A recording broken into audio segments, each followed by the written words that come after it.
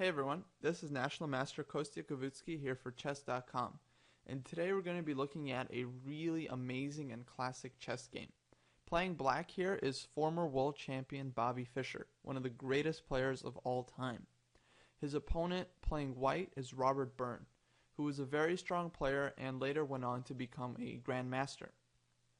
And this game took place during the 1963 US Chess Championship. So nothing too special or important really happened in the opening. Both sides just fought for the center, developed their pieces, and castled their kings. And here we've reached the first critical moment of the game. And in this position, Bobby Fischer decided to play e5, making a break in the center and trying to open up the position.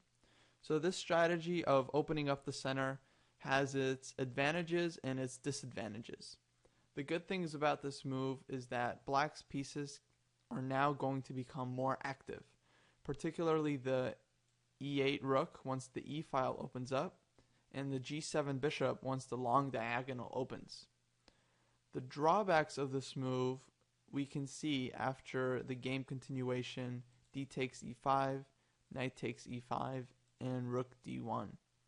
So we can see the problem with black opening up the center is that now his d5 pawn has become really weak. And that's because there are no other pawns around it that can protect it. So in order to compensate for this pawn weakness, black needs to activate all of his pieces and try to generate threats and counterplay, and basically not allow white to just gang up on this pawn and then take it for free. And that is exactly what Fischer did.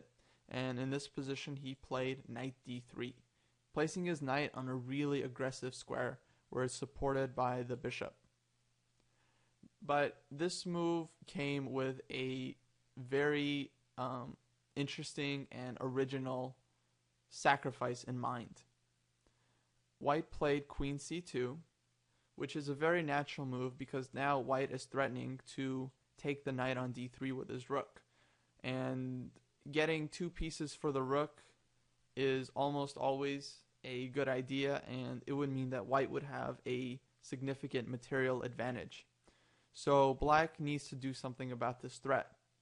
Now if black just went back here with knight e5, that would make almost no sense to just go to d3 and come back.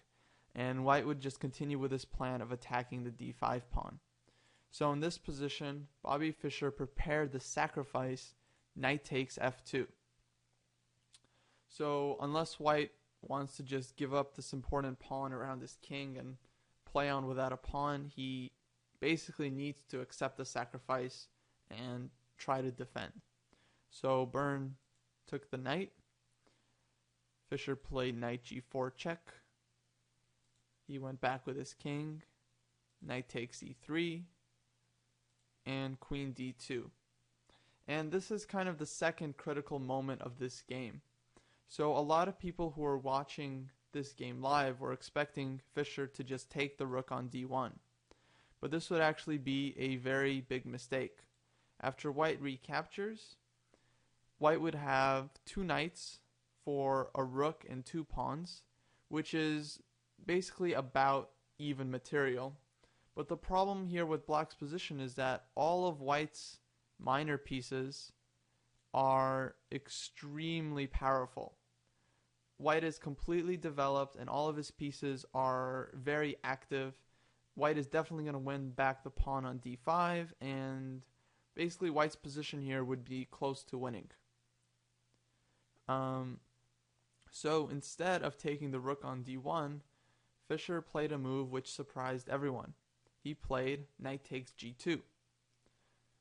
Basically just removing the main defender of white's king side, the light squared bishop, which was controlling the squares h3 and f3.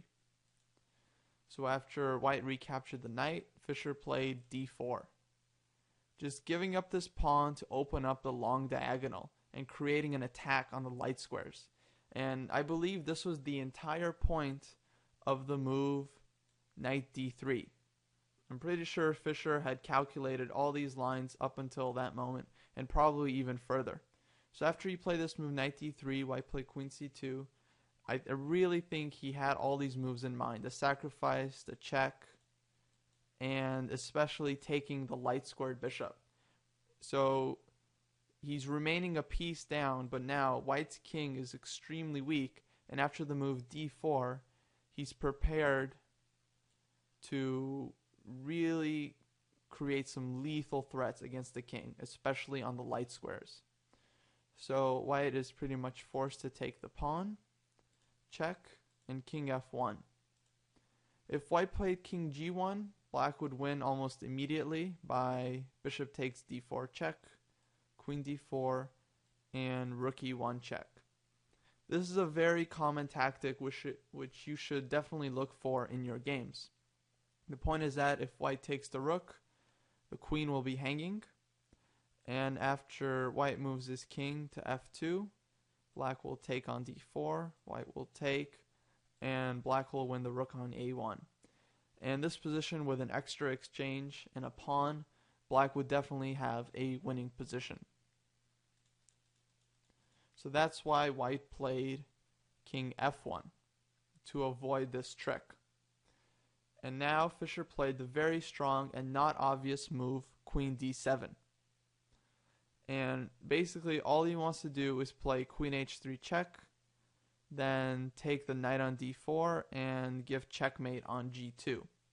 The point of taking the knight on d4 is to deflect white's queen away from protecting the g2 square. And there is actually no way here for white to defend his position. If white tries to defend his position with queen f2, then black would still play queen h3 check, king g1, and now rook e1 check. A very strong move. So the queen cannot take because of queen g2 mate, and if after the rook takes, black will play bishop takes d4, pinning the queen to the king. And next move is going to be mate on g2. Another try for white is to play knight b5, but now black still plays queen h3 check, king g1, and bishop h6. And the bishop is coming to e3, and white's going to have to give up his queen in order to stop the attack. But even then, black will probably be only a few moves away from checkmate.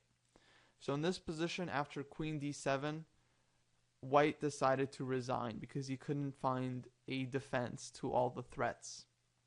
And I think this game is really special and amazing because even though there were a lot of strong players watching this game, none of them really understood how powerful Fischer's sacrifice was until he took this bishop on g2 and showed that using the long diagonal for an attack is extremely, or can be extremely powerful, and oftentimes it's enough to win the game, as it was here. So thanks a lot for listening, and I'll see you around on Chess.com.